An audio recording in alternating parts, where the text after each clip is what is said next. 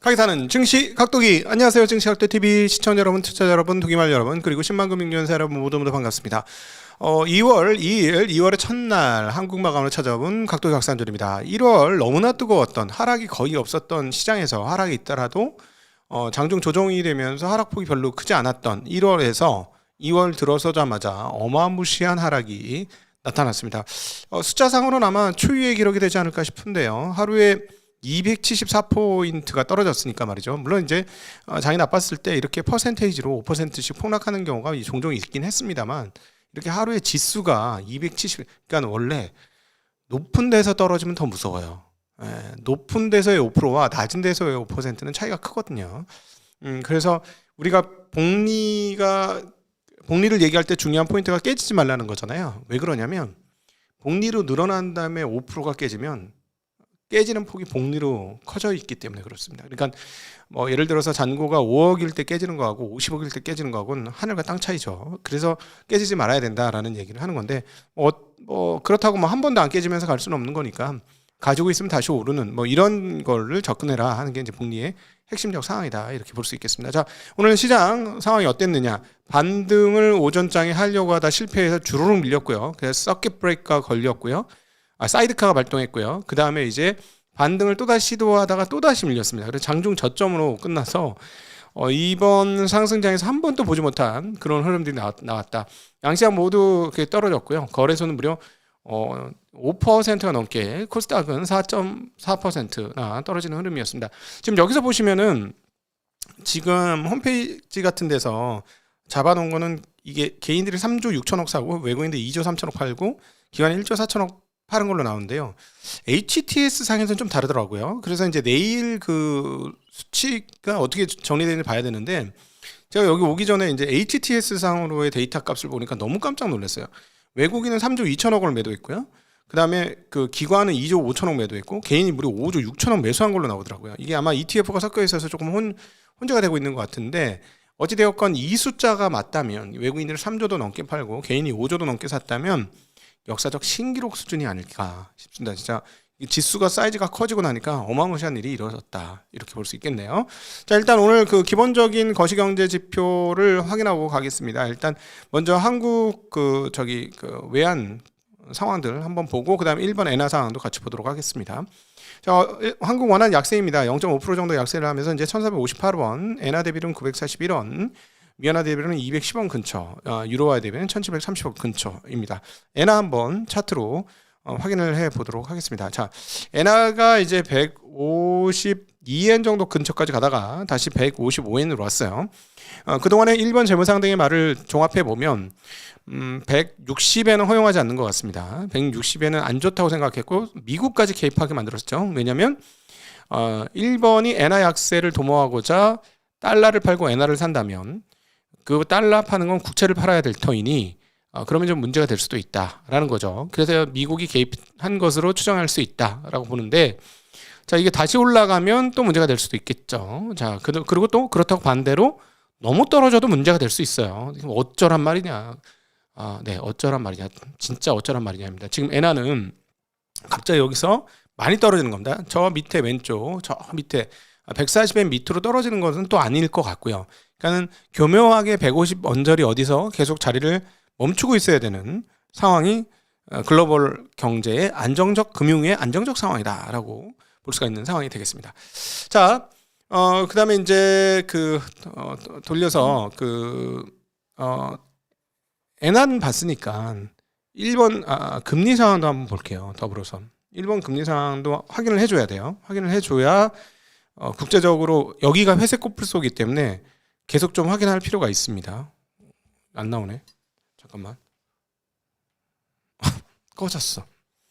죄송합니다. 다음에 보여드리도록. 약이 다 됐네. 그 사이. 자, 그 다음에 한국 국채금리 보도록 할게요. 일본 국채금리는 말고 한국 국채금리 볼게요. 네. 0.5%, 1.9 bp 약세, 즉 금리가 올라가면서 약세를 보여주면서 10년물이 3.59, 2년물은 2.95, 5년물은 3.45, 30년물은 3.51로 모든 금리가 위로 올라가는 흐름 보여주었습니다. 업종별 순위 보여드릴게요. 야, 이런 오늘 같은 날도 오른 업종이 있었다니.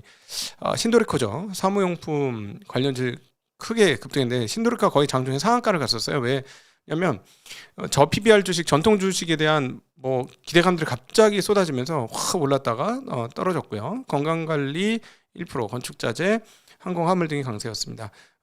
테마별로는 고속버스 터미널주, 부동산 보유자산주, 신규 상장주 등이 강세였습니다. 그리고 은행주들이 상대적인 강세를 보여주었습니다. 투자자별 매매 동향 한번 살펴보도록 하겠습니다. 순매수부터 볼게요. 오늘 외국인들 네이버, 에코프로 BM, 삼성물산, 하나금융지주, 삼성전자제약, 셀트리온 샀고요. 기관은 인버스, 네, 코덱스 인버스. 그다음 이거는 기관이 산 게 아니고 개인 산 거라고 봐야 되겠다. 그래서 그냥 기관이 산 거는 이제부터 ETF 빼고 얘기할게요. 한미반도체, 메리츠 금융지주, SK스퀘어입니다.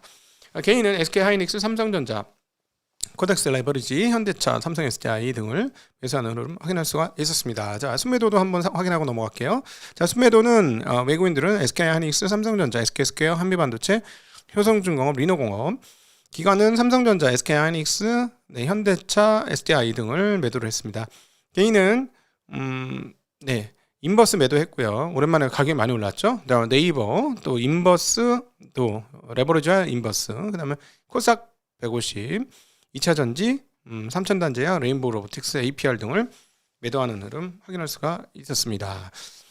자, 오늘 이렇게 떨어진 이유는 많이 있겠습니다만 이제 일단 미국에서 상당히 강력한 그 영향을 준 건데, 그래서 오늘 장 한마디. 한국이 언제 레버리지 시장이었어? 그러니까 지금 이게 이제 그 미국 시장에서 빠진 흐름들, 그리고 은시장, 금시장에 빠진 흐름들을 보면 결국 레버리지 청산이잖아요. 근데 한국이 레버리지 시장이었어? 이런 생각이 듭니다. 자, 그러나 지난번에도 하락해서 한번 우리가 경험을 해봤습니다만은 다른 데서 마진콜 나면 그 마진을 메꿔야 되는 거잖아요. 돈을 박아가지고 마진을 메꿔야 되는데 돈이 잘 빠져나오는 시장이 어디냐고. 팔면 던지는 대로 팔리는 시장. 그것도 먹은 시장에서 쫙쫙 던지면 팔리는 시장. 한국입니다. 특별히 어디? 삼성전자, 하이닉스. 자, 오늘 아까 외국인들 매도세 보면 알죠? 던지는 쪽쪽 받아먹잖아. 그래서 수익 실현. 야, 빨리 수익 실현. 야, 여기 빨리 메꿔야 돼. 여기 빵꾸 났어. 뭐 이런 흐름이 나올 때 너무 좋은 거지. 너무 좋은 거야. 그러니까 야, 글로벌리 이게 지금 한국은 지금 국제적인 ATM기가 돼버렸어요. 그게 너무 안타까운데 오늘 전형적으로 그런 모습을 보였다. 그래서 완전히 그 시장 맵 이거 보시면 한번 기념비적으로 한번 가지고 기억해둘 만한 맵이 나왔어요. 야, 이게 진짜 정말 푸릅니다. 푸르고 다 빠졌어. 퍼센테이지도 장난 아니죠. 야, 삼성전자, 하이닉스 수출 실적 그렇게 좋게 만들어 놓고 그냥 아주 박살이 났고요. 네. 그나마 이제 은행주 쪽이 좀 버텼고, 뭐 그동안 많이 올랐던 놈 중심으로, 그러니까 전기전자 반도체, 그다음 자동차, 국방, 그다음에 방산, 조선 이런 쪽이 엄청나게 빠졌습니다. 뭐 하나오션 같은 경우는 상당히 호재가 있었어요. 그러니까 뭐냐면은 지금 캐나다에 잠수함 사업이 60조짜리가 있는데 캐나다 국방부 그 조달 장관이 와서 하나오션 직접 내방했단 말이죠. 그러면 그게 진짜 엄청나게 큰 뉴스인데도 불구하고 그럼에도 불구하고 가격이 빠졌다는 건 이거는 뭐 전반적인 시장의 무너짐 속에서 빠져나오지 못했다라고 정리해 볼 수 있을 것 같습니다. 자, 과연 워시에 따른 그 충격파가 언제 마무리되느냐가 핵심이긴 하고요. 그 워시, 케빈 워시에 관련돼서는 오늘 오전장 한국 장전에서 상당히 열심히 정리를 해놨으니까 그거 보시면 좋을 것 같고요. 그다음에 그 중국 마감은 이제 이번 주부터 일주일에 2번 좀 더 핵심적으로 엑기스를 더 뽑아서 여러분 찾아뵙도록 하겠습니다. 주로 화, 목요일 이틀간 여러분 만나 뵙도록 하겠습니다. 그래서 오늘은 중국 마감이 없는 게 맞습니다.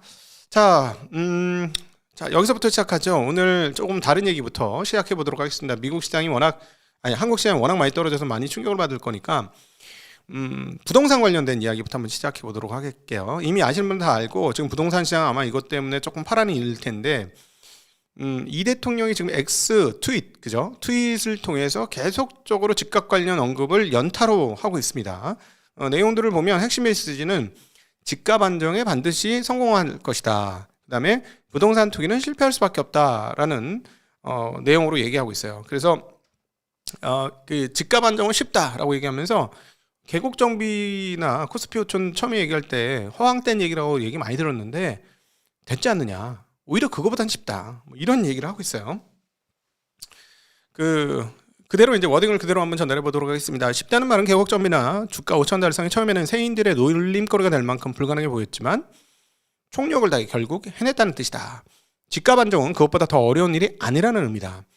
집값 안정은 무슨 수를 써더라도 반드시 성공시킬 것이다. 이제 그 다음에 진짜 무서운 얘기를 했어. 곧버스처럼 손해 보지 말고 다주택자는 5월 9일까지 양도세 중과 면제라는 마지막 기회를 활용해 감세 혜택을 누리며 이번 기회에 팔라는 말이다. 좀 싸하죠? 좀 싸합니다.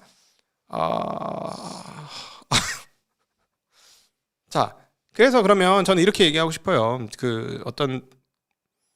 이분이 행정가로서 벌써 2번의 행정가 역할을 했었잖아요. 성남시장과 경기도지사.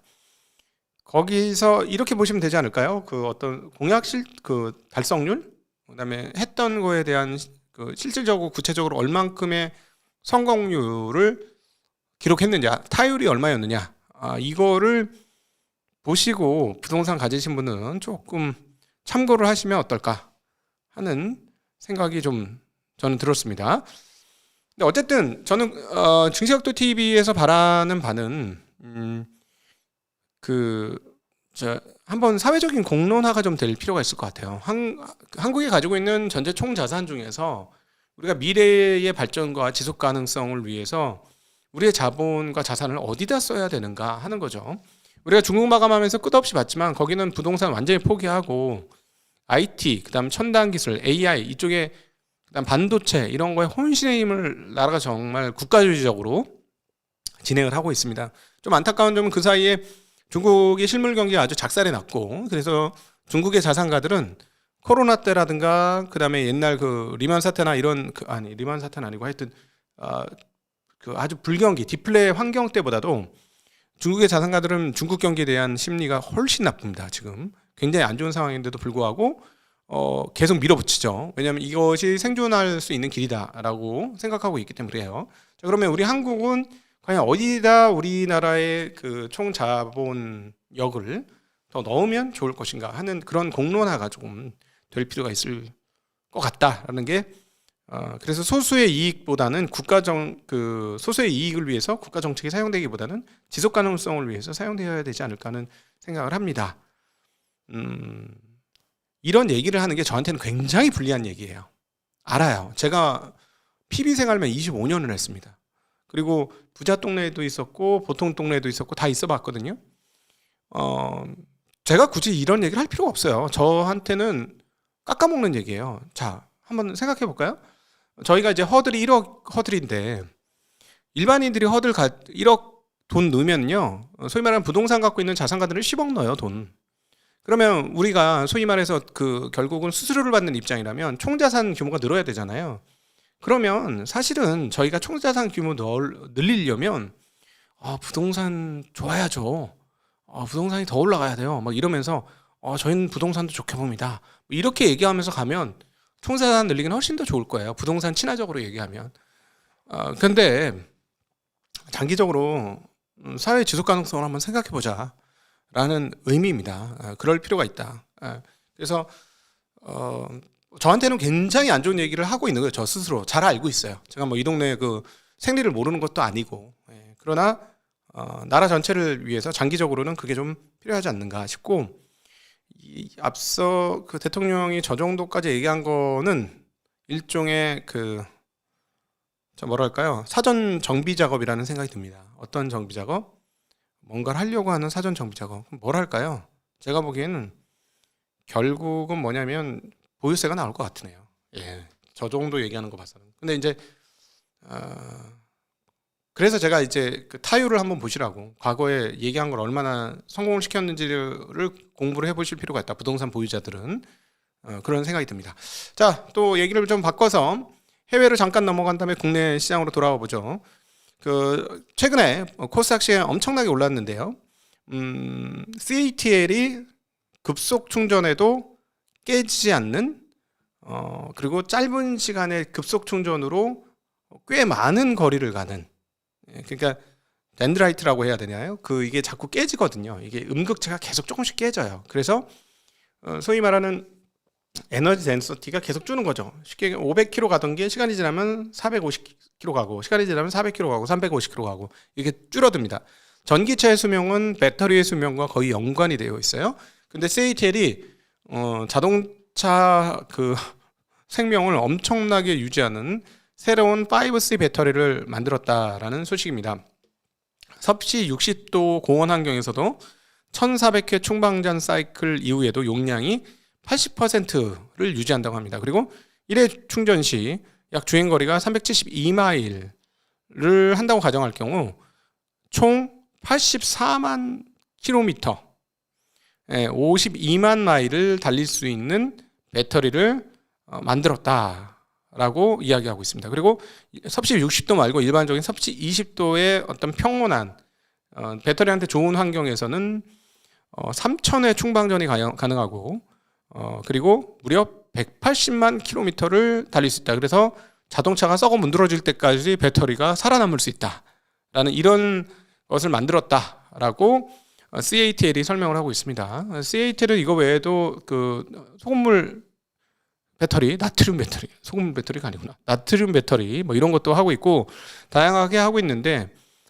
시도를 해도 되는 게 뭐 워낙 시장이 넓고 1년에 몇만 대 만든다고요? 1,500만 대를 넘게 만들어요, 전기차를, 중국이. 걷다 심을 게 많잖아. 그러니까는 사실 할 수 있는 게 많은 상황이다. 그래서 보셨다시피 한국은 중국한테 배터리 팔기는 좀 어렵고, 그다음에 미국에 팔아야 되는데, 미국과 유럽에 팔아야 되는데, 유럽은 중국 것도 받고 있고, 미국 같은 경우는 보조금이 없어졌고, 그래서 수출이 되고는 있어요. 잘 되고는 있는데 한 달에 1억 기준으로 5억 달러 정도 수준이 되고 있다라는 점을 이 2차전 투자자들은 꼭 기억하셔야 되겠다라는 말씀 드리고 싶습니다. 자, 오늘 하나 에어로스페이스에 대한 좋은 뉴스가 있습니다. 시가총액 63조 9천억 원, 현재 124만 원, 오늘 4.6% 하락했는데요. 좋은 뉴스에도 불구하고 노르웨이의 천무 16문과 유도미사일, 종합 군수 시스템 등 총 9조 2천억 달러, 즉 한국 돈으로 1조 3천억 규모의 수출 계약을 체결했다는 아주 좋은 뉴스입니다. 노르웨이 워낙 춥잖아요. 네, 극조온의 설원 환경에서 안정적으로 운영 가능하도록 제품을 개량했고요. 근데 이게 이번 건이 굉장히 의미가 있는 것은, 제가 봐도 의미가 있습니다. 로키드 마틴의 하이마스, 그다음에 유럽의 유로플스 등과 경쟁해서 천무가 이겼다는 것이죠. 네, 그래서 지금 코리아 원팀으로 해서 정부의 그 어떤 관료들과 이 뭐 국방장관이라든가 이런 분들이 다 혼연일체가 돼서 이거 하는데 성공했다라는 뉴스가 나오고 있습니다. 자, 현재 그 하나 에어로스페이스를 간단하게 찝어보면 64조 정도 되는 시가총액인데요. 전년도 매출은 11조 2천억입니다. 24년도 기준이죠. 그 다음에 영업이익은 1조 7천억, 순이익은 2조 5천억이니까 순이익은 뭐 다른 게 터진 거고요. 자, 올해 예상은 얼마냐? 굉장히 늘었습니다. 진짜 깜짝 놀라. 3분기에서 4분기를 추정했을 경우 올해, 그러니까 25년 기준, 25년이 올해입니다. 아직 4, 4분기 안 나와서 우리한테는 재무제표가 자꾸 25년이 올해 같아. 예, 양해해 주시고. 25년 기준 매출이 24조에서 25조. 그 다음에 영업이익은 3조 원대 내외 정도 될 것 같고, 3조 원대 조금 넘을 것 같은 분위기고요. 그 다음에 순이익은 1조 7천억에서 2조 정도 되지 않을까 추정이 됩니다. 그런데 시가총액은 64조쯤 되죠.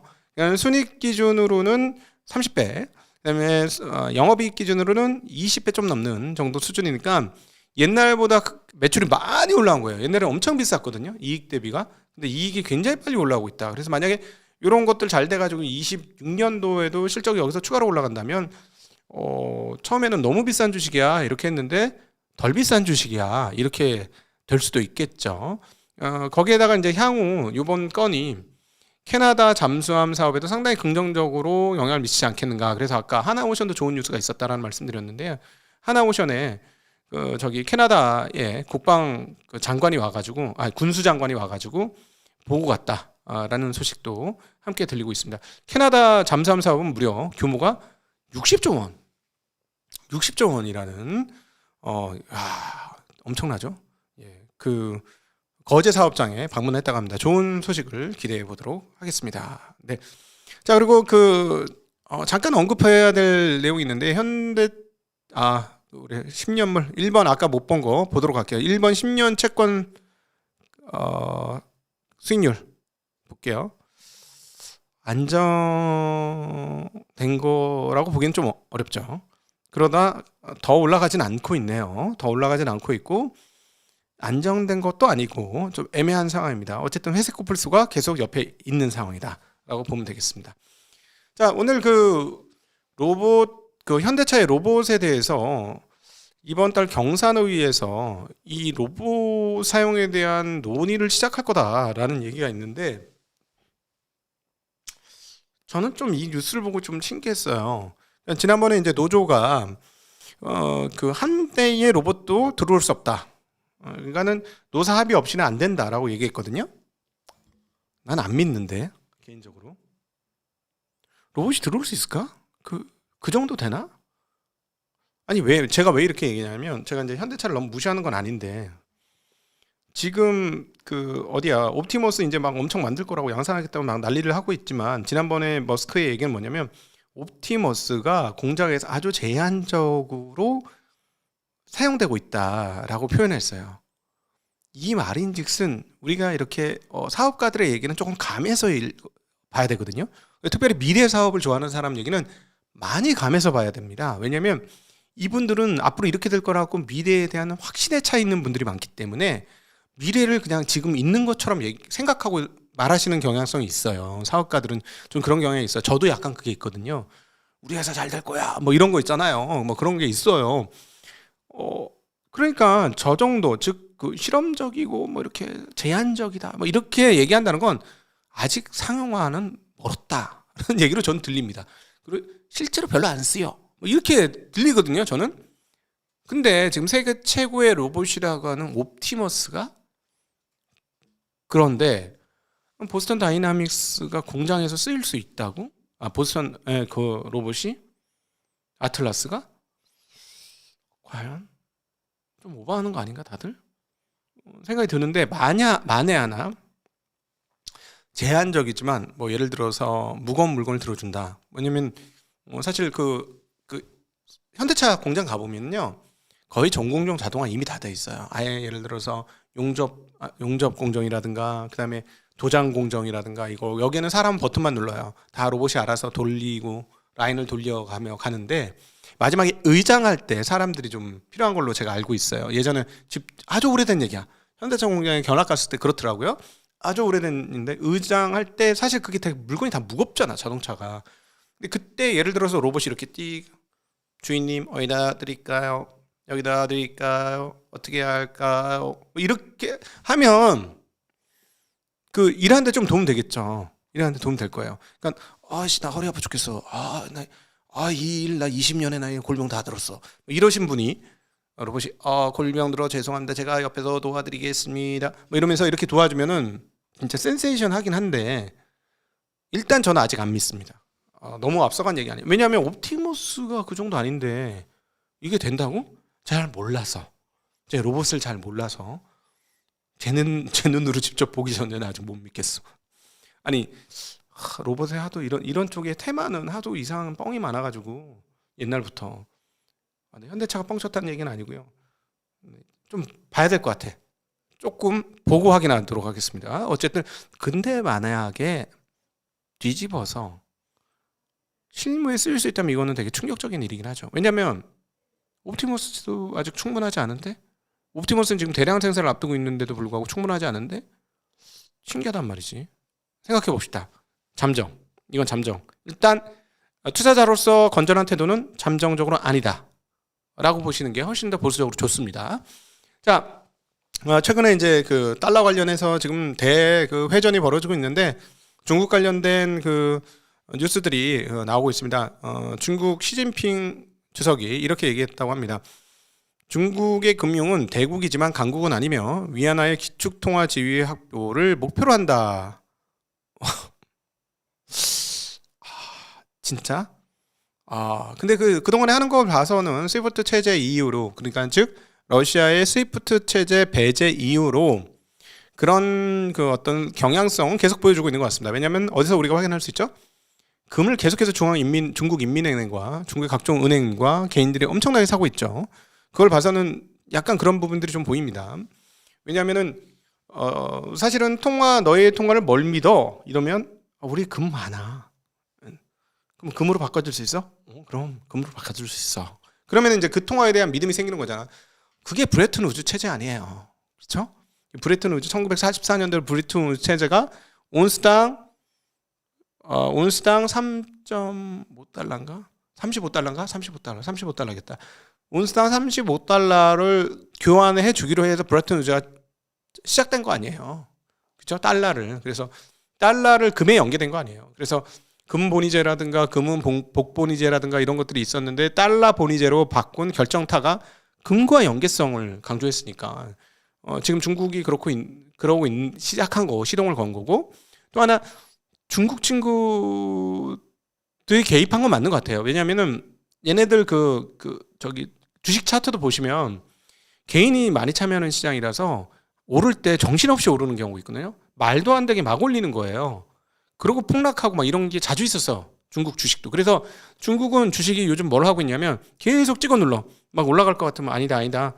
증거금 올리고 막 그런 흐름들이 굉장히 많거든요. 그러니까 중국 애들을 한번 필 꽂히면 그냥 앞뒤 안 재고 그냥 막 쏟는 경향성이 좀 있어요. 저희가 중국을 그동안에 관찰을 해보면.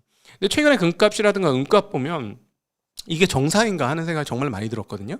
그래서 금 보니까 중국이 많이 어떤 식으로든지 개입한 거 맞는 것 같다. 그러니까 흐름을 보니까. 그러니까 근데 왜 그런가 봤더니 중국의 이러한 어떤 금융 강국으로에 대한 목표들이 좀 있는 것 같다라는 뉴스를 이렇게 정리를 해줬는데, 그 내용도 보면은 2023년에 중앙금융공작회의, 얘네들은 이런 거 되게 중요하거든요. 무슨 회의. 요때 15차 5개년 계획에서 처음으로 금융 강국에 대한 목표를 설정합니다. 얘네는 모든 게 KPI야. 그래서 12월 달에는 볼 거 없고요. 1월 달에는 막 열라 달려 막 이러는 게 있어요. 근데 계획을 처음 짜면 이쪽으로 이제부터 달려 막 이러는 관료 시스템이죠, 그게. 그래서 거기서 잘 성과를 얻으면 그 관료 애들은 위로 올라가는 거야. 응? 야, 나 좀 성장되고 싶어. 이러면은 성장하겠다는 게 아니고 그 도지사 되고 싶어. 근데 도가 우리나라 하나 사이즈예요. 아시죠? 미국 주에 가깝습니다. 이렇게 되면 막 나한테 주어진 KPI를 막 무조건 달성해야 되거든.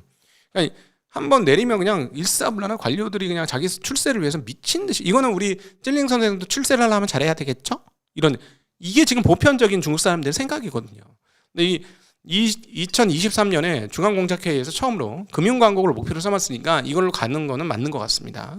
그리고 금융통화 패권이 결국은 목표가 아니겠느냐. 그래서 달러 중심 질서에 대한 장기적인 도전을 지금 진행하고 있는 것이고, 최근에 금값도 그런 것에 의한 교란이 좀 일어난 거 아니겠느냐라고 충분히 볼 수 있는 상황이다라고 보여집니다. 그럼에도 불구하고 중국이 패권국, 통화 패권국이 되려면 지금처럼 남한테 물건을 팔면 안 되고 남의 물건을 사줘야죠.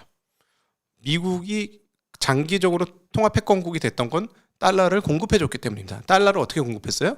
우리한테 물건을 사줘서 공급해줬죠. 그래서 제가 일종의 호화적 팍스 아메리카나, 달러리움 뭐 이런 얘기를 드렸던 것입니다. 근데 중국은 그럴 생각이 있나요? 없지. 어디서 볼 수 있냐? 자, BTS 월드 투어가 이제 시작이 됩니다. BTS 월드 투어에서 중국은 제외했어.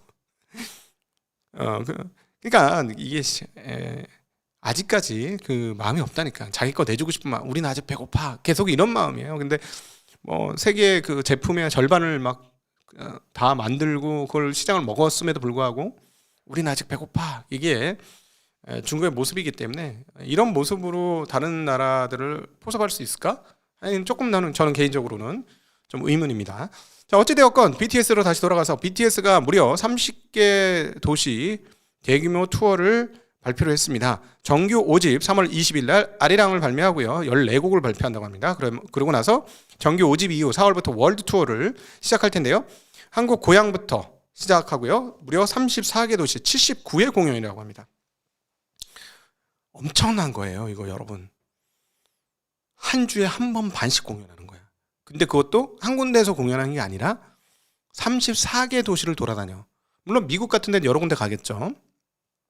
34개 국은 아니니까 그거보단 좀 난데, 그래도 미국 같은 경우는 여기서 저기 옮기면 나라 옮기는 거랑 똑같거든. 그러면 사실상 거의 34번 비행기를 타고 옮겨야 되는데, 그렇게 하면서 79번이나 공연을 한다? 야, 이거 체력 좋으니까 되는 겁니다. 이거는 젊은 남자니까 가능한 거예요. 이건 제가 여성 비하가 아니고요. 이거는 여성 아이돌은요, 이거 하면 다 쓰러져. 못 견뎌요, 몸이 체력적으로. 야, 그러니까 이게, 그래서 YG 이런 데를 뭐라 그러죠? 엔터테인먼트 업체들이 남들 좋아해요. 왜냐면 뺑뺑이를 많이 돌릴 수 있으니까. 야, 근데 79회 돌리는 건 좀 심하다. 좀 너무 많이 돌리는 거 아닌가? 좀 그렇고요. 자, BTS도 중국에 들어가기를 기대해 봅니다. 중국에 가서 중국이 좀 열어줘야 제대로 연 거 아닌가 하는 생각이 듭니다. 자, 블랙록이 DB 손보에 주요 주주에 등극했다는 소식입니다. 약 5%의 지분을 획득을 했고요. 블랙록은 한국의 손해보험업을 좀 좋게 보는 것 같습니다. 자, DB 손보는 시가총액 9조 7,700억, 주당 14만 원의 주가를 하고 있고요. 오늘 1.1% 빠졌습니다. 24년도 21.8조 매출이고요. 영업이익 2.42조, 순이익은 1.8조였고요. 25년은 대략 24조 내외에 매출할 것으로 예상되고, 영업이익은 작년과 비슷한 2.4조, 순이익도 전년과 비슷한 1.8조 내외 수준이 예상됩니다. 자, 이 기업의 블랙록이 5%의 지분을 가졌다는 거. 근데 형동주의는 좀 가능성은 낮을 것 같습니다. 자기 주식 18% 있고요. 그다음에 이제 그 명예회장과 현재 회장의 지분이 꽤 많이 됩니다. 저거는 요구할 수 있겠죠. 자기 주식 소각하시죠. 네. 어떻게 될지 좀 궁금하네요. 과연 어떤 흐름들이 나오게 될지 네, 관심이 생기는 대목입니다.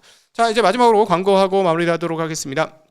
자, 그 플러스 HBM 반도체 ETF 스폰해 주셔서 감사하고요. 근데 저는 개인적으로 플러스 쪽에서, 플러스 ETF에서 가장 눈에 띄는 건 고배당이에요. 자, 오늘 같은 날 뚝 떨어졌을 거거든요. 이렇게 뚝 떨어지는 날만 골라서 플러스 ETF 고배당, 플러스 고배당 ETF 같은 거는 이렇게 분할로 하시는 거는 나쁘지 않는 선택이 아닐까 싶습니다. 자, 탑 10 종목 한번 살펴보죠. 스폰을 해줬으니까 내용을 파악해야 되니까. 자, 마이크론 테크놀로지가 29.5%, SK하이닉스가 25.9%, 삼성전자 21.7%, 그 다음 ASML, 램 리서치, 어플라이드 머티리얼, KR 이런 것들이 들어가 있습니다. 자, 이거는 지금 글로벌 HBM이고요. 저는 개인적으로 플러스 고배당 ETF를 분할로 매수하는 것은 문제 없어 보인다라는 말씀을 전해드리도록 하겠습니다. 자, 그리고 또 매트릭스 투자자문이 유안타 증권 1인 계약이 오픈했습니다. 방문 지점 선택하셔서 매트릭스에 전화하시고요. 그 다음에 모바일 계좌 개설하시고, 그 다음에 신분증 지참 후에 매트릭스 방문 지점에 매트릭스입니다. 유안타의 방문 지점에 방문하시면 계약이 성사될 수 있고, 계약한 다음 날부터 저희들의 운용은 시작이 됩니다. 주가 빠지니까 좋네요. 네. 운용하실 분들은 주가 빠지니까 좋은 것 같습니다. 현금 있는 사람한테는 좋죠. 참고로 저는 오늘 최근에 쌓아놨던 현금을 조금 쐈습니다. 네. 정말 사고 싶었는데 가격이 올라서 못 샀던 주식 중에 오늘 가격이 급락해서 매입을 해서 오히려 지난 주말보다는 현금이 조금 줄은 날이 오늘이 되겠습니다. 자, 오늘도 함께 해주셔서 진심으로 감사합니다. 행복한 저녁 시간 되십시오. 감사합니다. 안녕.